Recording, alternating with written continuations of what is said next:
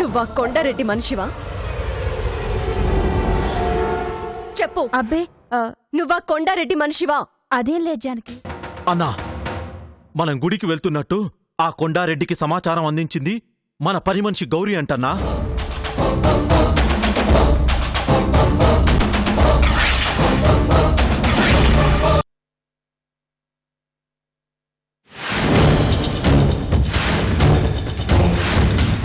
పెద్దయ్య వచ్చాడంటే నా ప్రాణం తీస్తాడు.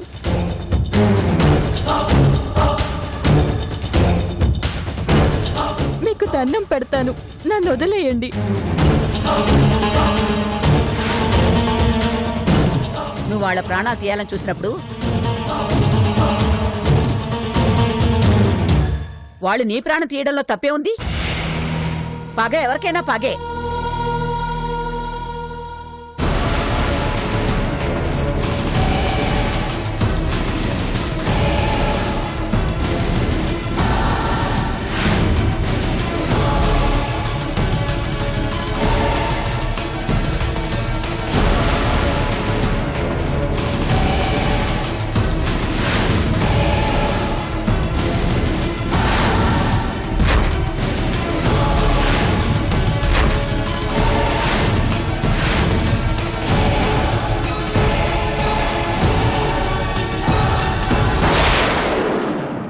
డబ్బు కకృతిపడి మా పగోడికి సహాయం చేయడానికి మా ఇంట్లోకే చేరినావా? దేవాలయం లాంటి ఈ ఇంటిని శ్మశానం చేయడానికి చూసినావా? నిన్ను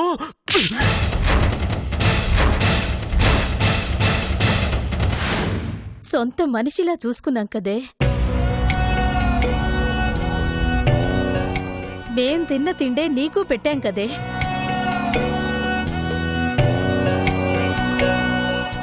ఇంట్లోకి పనికి చేరిన వాళ్ళెవరూ పని మనుషులు కాదు, మన మనుషులు అని నమ్మాం కదే.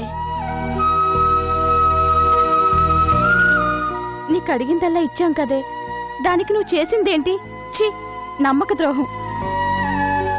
బయట ఎంతో మంది శత్రువులున్నా, అడుగడుగున ఆపతున్నా, కనీసం ఇంట్లోనైనా కుటుంబంతో సంతోషంగా ప్రశాంతంగా ఉంటామే మేము. మాకా ప్రశాంతత కూడా లేకుండా చేయడానికి వచ్చినావు కదే. మొన్న వైష్ణవి మీద హత్యా ప్రయత్నం జరిగిందన్న రోజే మా అన్నకు అనుమానం వచ్చినాదే. ఆ రోజే 4 తగిలించి అడుగుంటే నువ్వే అని తెలిసిపోయేది.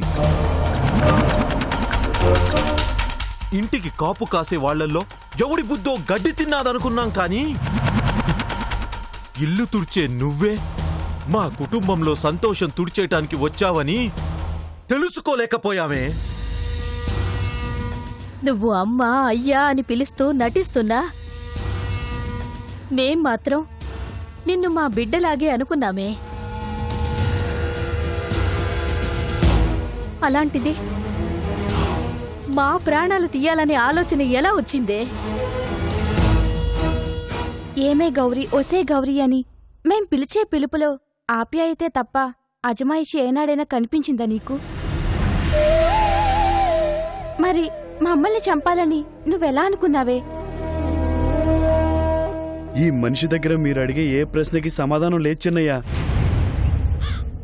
ఎందుకంటే ఇట్టంటోళ్ళు లోకంలో మిగిలిన ఆకాస్త మంచితనాన్ని కూడా మింగడానికి పుడతారు. మాటలెందుకు రాంజీ? 4 తన్ని తరిమేస్తే దరిద్రం వదిలిపోద్ది. లేదు పార్వతమ్మ, తన్ని తరిమేస్తే బయటకెళ్ళి మమ్మల్ని ఎలా సంపాలా అని ఆలోచిస్తాది. మా కుటుంబాన్ని చంపడం అన్న ఆలోచన వచ్చిన తర్వాత కూడా దీన్ని వదిలేస్తే అది మా మూర్ఖత్వం అవుతాది. దీని తల నరకడమే తగిన శిక్ష. రాయ్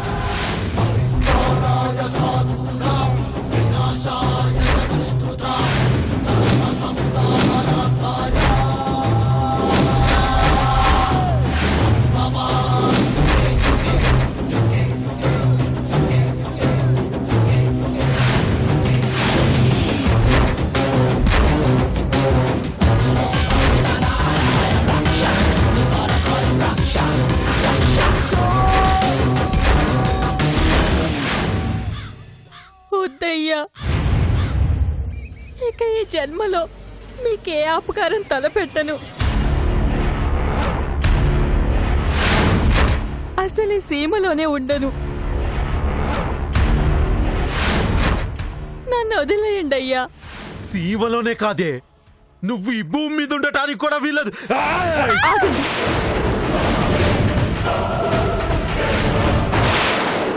ఆ కత్తి పడేయండి. ఏందమ్మా నువ్వు అనేది?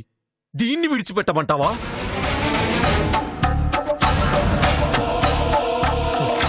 ఇది విషనాగు జానకి. దీన్నిలాగే వదిలేస్తే మాలాంటి కుటుంబాలెన్నింటినో కాటేస్తది. నువ్వు అడ్డు రాకమ్మా. నా మాట వినండి అయ్యా. 10 మందికి మంచి చేసే మీ చేతిలో పాపం చేయడానికి వీల్లేదు.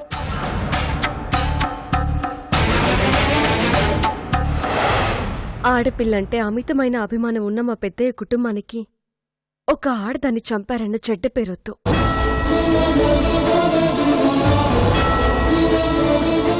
మీరు ప్రాణాలు నిలబెట్టే వాళ్లే గాని ప్రాణాలు తీసేంత కసాయి వాళ్ళు కారు.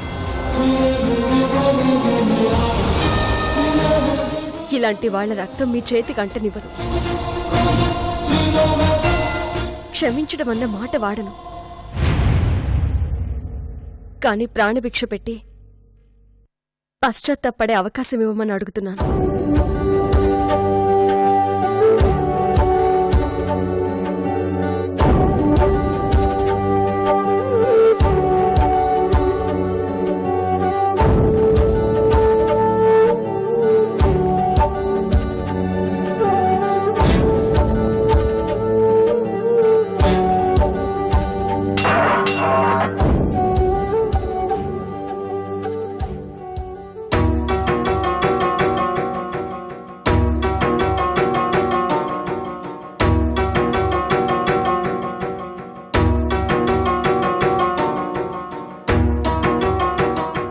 చూడు గౌరీ, ఈ అవకాశం నువ్వింకేదైనా చెడు చేయడానికి కాదు, మారడానికి. వెళ్ళు.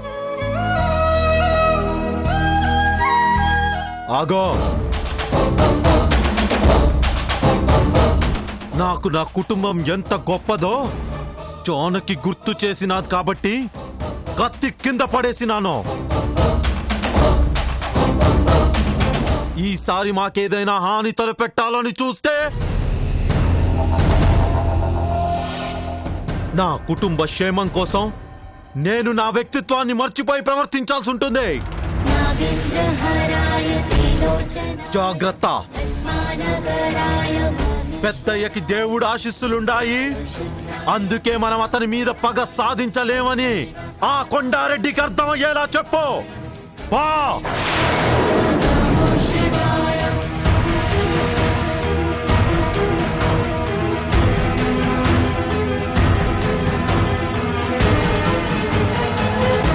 అవును, అందరూ క్షేమంగానే ఉన్నారు కదా? అందరూ బానే ఉండారమ్మా. సమయానికి దేవుళ్లాగా ఆ అబ్బాయి వచ్చాడు కాబట్టి సరిపోయింది. లేకపోతే అందరం పోయేవాళ్ళం. అవును, ఇప్పుడు అతనెలా ఉన్నాడమ్మా? ప్రస్తుతానికి ప్రమాదం ఏం లేదు గాని స్పృహొస్తే గాని ఏమీ చెప్పలేమని డాక్టర్ గారు అన్నారు. పోన్లేండి అయ్యా, మంచోళ్ళని కాపాడడానికి ఎవరో ఒకరు ఖచ్చితంగా వస్తారు. ఆ అబ్బాయి కూడా అట్టాగే వచ్చి ఉంటాడు. అతనికేం కాదు చిన్నయ్యా, దేవుడున్నాడు. మీరేం కంగారు పడకండి. ఆ దేవుడి మీద నమ్మకంతోనే అందరం ఉండాం పార్వతమ్మ. ఆ దేవుడేం చేస్తాడో చూడాలా. పాండి.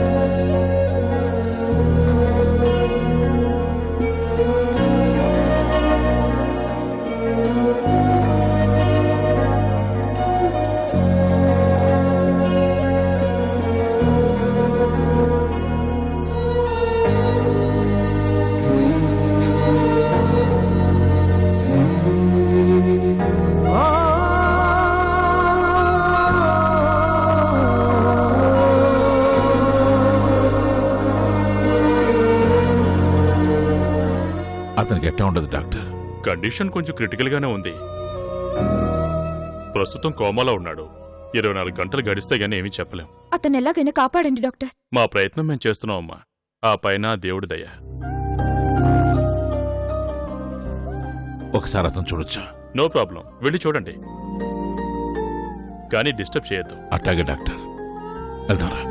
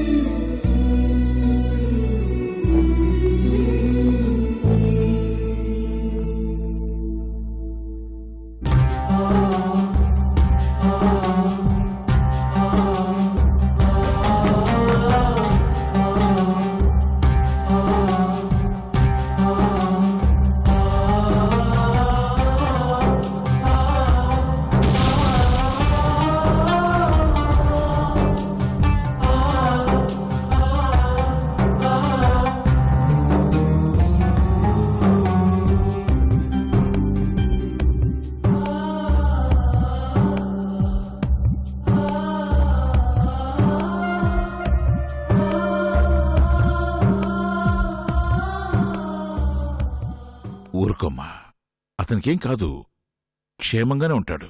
నేను చెప్తున్నాను కదా. పాపం నాన్న, మనకి సాయం చేయబోయి తన ప్రాణం మీదకు తెచ్చుకున్నాడు. ఎవరో ఎక్కడి నుంచి వచ్చాడో ఏమీ తెలీదు.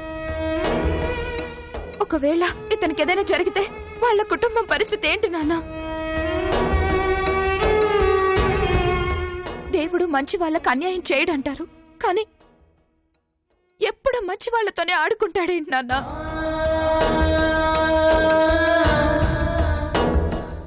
ఏ తప్పు చేశాడని ఇతనికి ఈ పరిస్థితి కల్పించాడు నాన్న?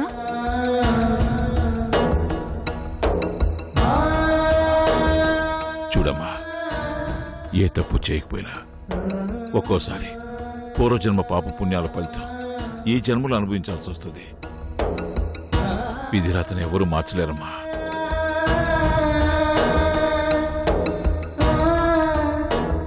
కానీ పరిచయం లేని వాళ్ళమైనా ప్రాణాలకు తెగించి కాపాడిన అతని మంచితనానికి అంతా మంచి జరుగుతుందమ్మా.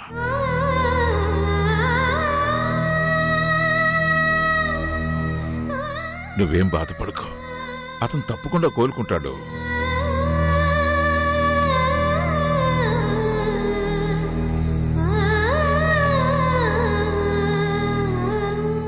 నువ్వు ఈయనే ఉండమ్మా, నేను వెళ్ళి తినడానికి ఏమైనా తీసుకొస్తాను.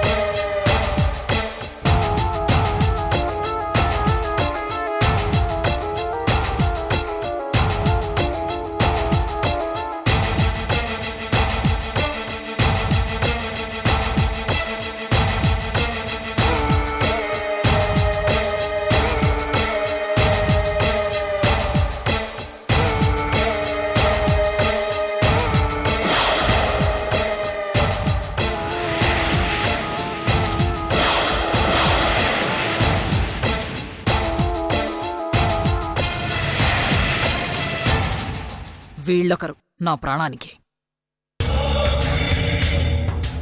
ఏమ్మా, భోంచేశారా?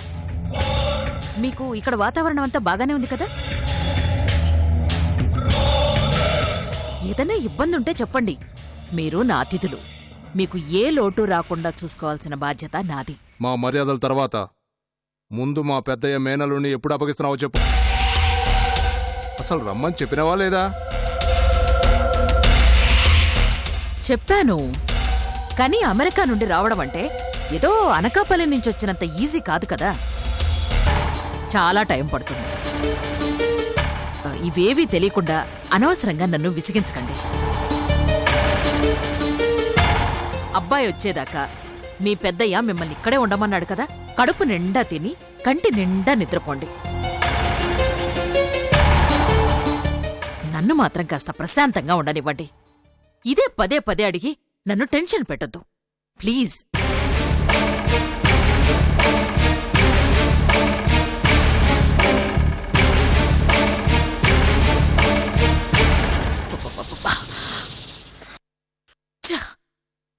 సూర్య గురించి తెలియక నేను చేస్తూ ఉంటే మధ్యలో వేళ్ల గోల ఒకటి టార్చర్ పెడుతున్నారు. నా ఇంట్లో నేనే ప్రశాంతంగా తిరగలేకపోతున్నాను.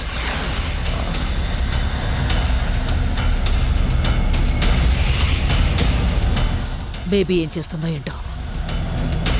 కాసేపు దాని దగ్గరైనా కూర్చుందాం.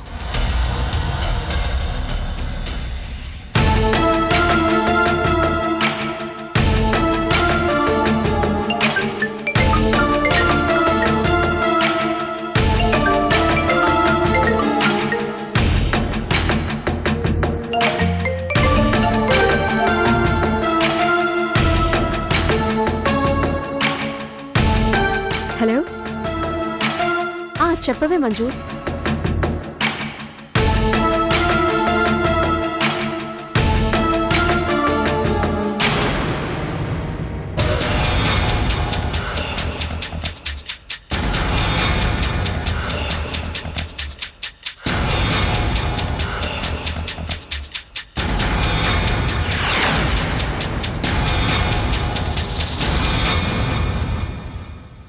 ఇంత రాత్రవుతున్నా పడుకోకుండా ల్యాప్టాప్ పెట్టుకుని కూర్చుందేంటి? దీనికి బొత్తిగా ఆరోగ్యం మీద శ్రద్ధ లేకుండా పోతోంది.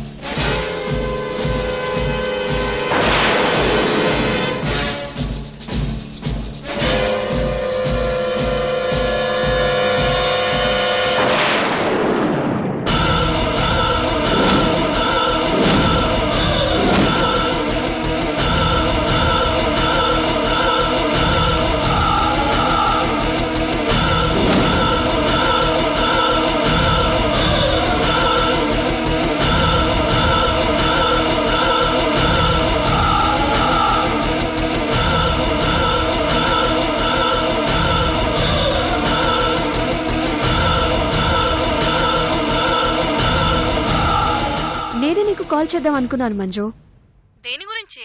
దేని గురించి అంటావేంటే? నీకు తెలిసిన డాక్టర్ని అబోర్షన్ గురించి కనుక్కుంటానన్నావు కదా, మర్చిపోయావా? మర్చిపోలేదు శశి, కానీ ఆ డాక్టర్ స్టేట్స్ కి వెళ్లారట. రావడానికి ఇంకో 1 వీక్ పడుతుందంట. ఆ విషయం చెప్పడానికే ఫోన్ చేశాను. నువ్వు ఇంకో వారం రోజులు వెయిట్ చేయక తప్పదు శశి. అంత ఓపిక నాకు లేదు మంజు. ఇప్పటికే మేనేజ్ చేయలేక చచ్చిపోతున్నాను.